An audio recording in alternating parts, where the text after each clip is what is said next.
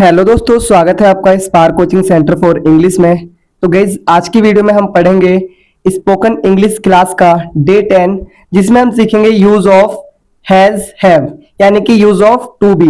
तो to be के जो पार्ट होते हैं वो तीन तरीके के होते हैं। एक आपका टू बी से टू हैव से जो टेंस बनता है वो प्रेजेंट में बनता है, एक पास्ट में बनता है और एक फ्यूचर में बनता है।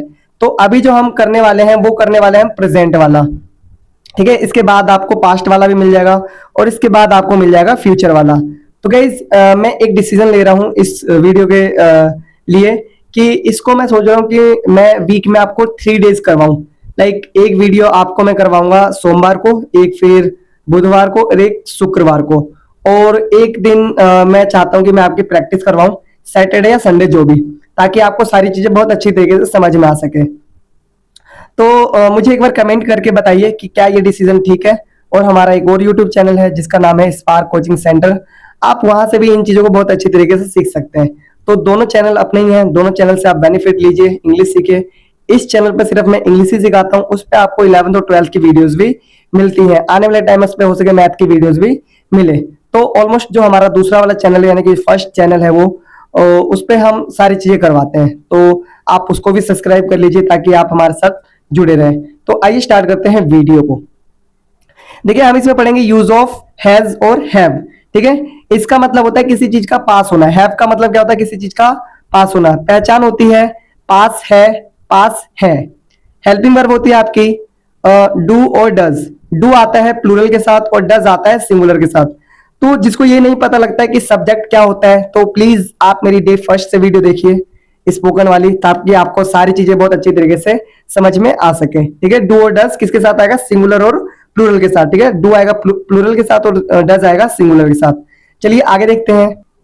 अब देखिए यहाँ पर ना आपको फॉर्मूला दिया गया, इसको हम स्ट्रक्चर कह सकते हैं, फॉर्मूला कह सकते हैं। तो सबसे पहले सिंपल, नेगेटिव, इंटरोगेटिव और इंटरोगेटिव नेगेटिव। तो जो हमारी वीडियो देख चुके हैं ऑलरेडी टू बी वाली, यानी कि is, am, are, was, were, will be, तो उनको अभी तक पता लग गया होगा कि सब्जेक्ट होता है क्या, और जो डे फर्स्ट से देख रहे हैं फॉर्मूला क्या होता है, सिंपल क्या होता है, नेगेटिव सेंटेंस कैसे बनते हैं, इंटेरोगेटिव, मतलब जो फर्स्ट डे से देख रहे हैं उनको सारी चीजें पता होंगी। तो सेंटेंस 4 तरीके से बनाते हैं अभी हम, लेकिन और भी तरीके से बनाए जाते हैं वो मैं बाद में बताऊंगा। लेकिन अभी आप इन चीजों को बेसिक समझिए।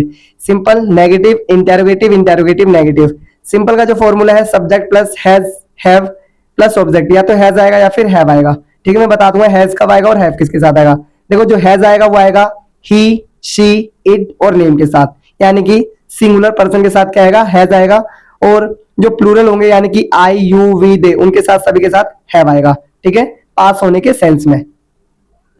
आगे देखो negative, subject plus do does, जैसे मैंने यहां पर आपको बताया था डू डज आएगा। Do does plus not plus have plus object. अब हैज हैव का पंगा यहां से खत्म हो जाएगा, ठीक है, मैटर खत्म हो जाएगा। सिर्फ क्या आएगा? हैव आएगा, ठीक है।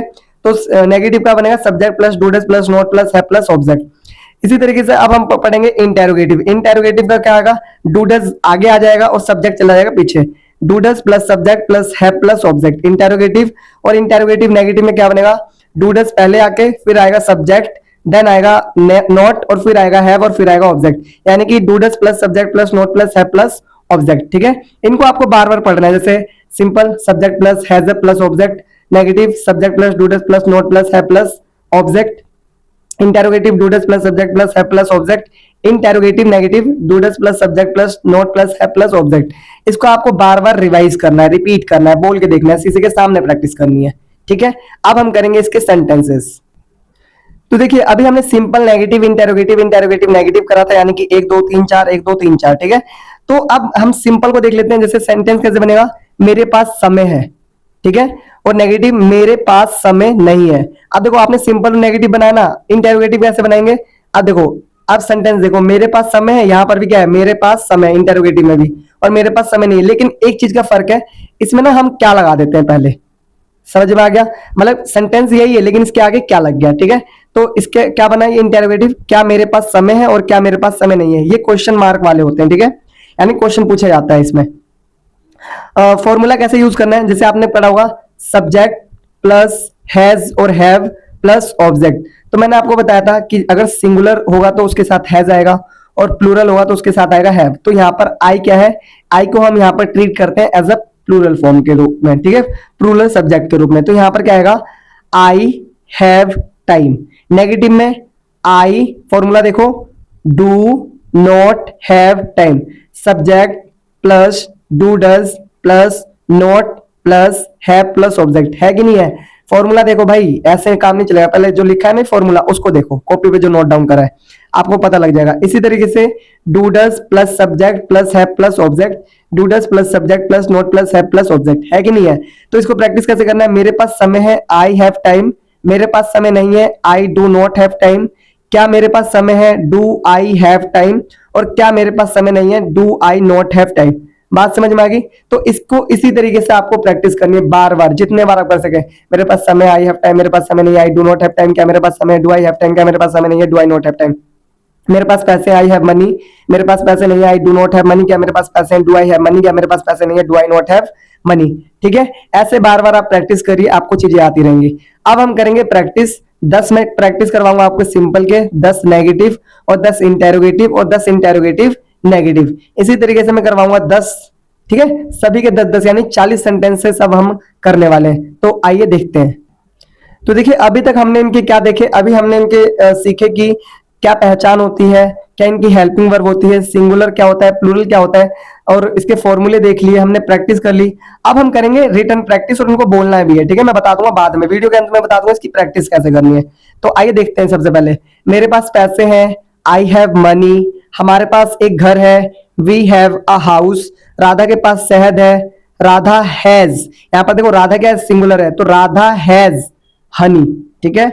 उनके पास किताबें हैं, दे हैव बुक्स, तुम्हारे पास कंप्यूटर है, यू हैव कंप्यूटर। नेक्स्ट है राम के पास 2 पेन है, राम हैज 2 पेन्स, ठीक है। उसके पास नई बाइक है, ही हैज न्यू बाइक। हमारे पास जानकारी है, वी हैव नॉलेज या फिर इंफॉर्मेशन। सीता के पास गाय है, सीता हैज अ काउ। देखो जहां पर हैज लगा रहा हूं मैं, वहां पर आपको हैज लगाना है, जहां पर हैव लगा रहा हूं वहां पर हैव।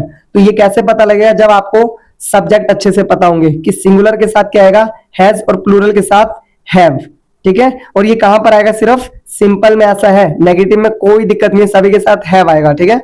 आगे देखो सीता के पास गाय है, तो Sita has cow, a cow भी लिख सकते हैं। मेरे पास एक कार है, आई हैव अ कार। बात समझ में आ रही है। चलिए अब हम इसकी प्रैक्टिस करेंगे नेगेटिव की। तो गाइज अब हम प्रैक्टिस करेंगे नेगेटिव। मेरे पास पैसे नहीं है, I do not have money, हमारे पास घर नहीं है, we do not have house, Radha के पास शहद नहीं है, Radha does not have honey, उनके पास किताबें नहीं है, they do not have books, तुम्हारे पास कंप्यूटर नहीं है, you do not have computer, Ram के पास 2 पेन नहीं है, Ram does not have 2 pens. बात समझ में आ रही है। देखो मैं कैसे डू और डज का प्रयोग कर रहा हूं यहां पर। 7वां, उनके पास नई बाइक नहीं है, they do not have new bike, हमारे पास जानकारी नहीं है, we do not have knowledge या फिर इंफॉर्मेशन। सीता के पास गाय नहीं है, Sita does not have cow, मेरे पास एक कार नहीं है, I do not have a car, ठीक है। मैं कैसे डू डज का प्रयोग कर रहा हूं ये सही आपको बहुत अच्छी तरीके से जानना है। अब हम प्रैक्टिस करेंगे इंटेरोगेटिव की। इंटेरोगेटिव सेंटेंस की प्रैक्टिस करते हैं, ठीक है।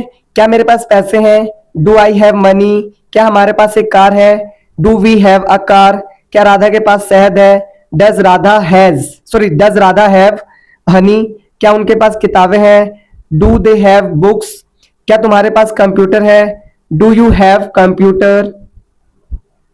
क्या राम के पास 2 पेन है, डज राम हैव 2 पेन्स, क्या उसके पास नई बाइक है, does he have new bike, क्या हमारे पास जानकारी है, डू वी हैव नॉलेज, क्या सीता के पास गाय है, does Sita have cow, does Sita have cow, क्या मेरे पास एक कार है, do I have a car, ठीक है। इस तरीके से आपको इसकी प्रैक्टिस करनी है। अब हम करेंगे इंटेरोगेटिव नेगेटिव की प्रैक्टिस। इंटेरोगेटिव नेगेटिव, ठीक है। तो सेंटेंस देख लेते हैं।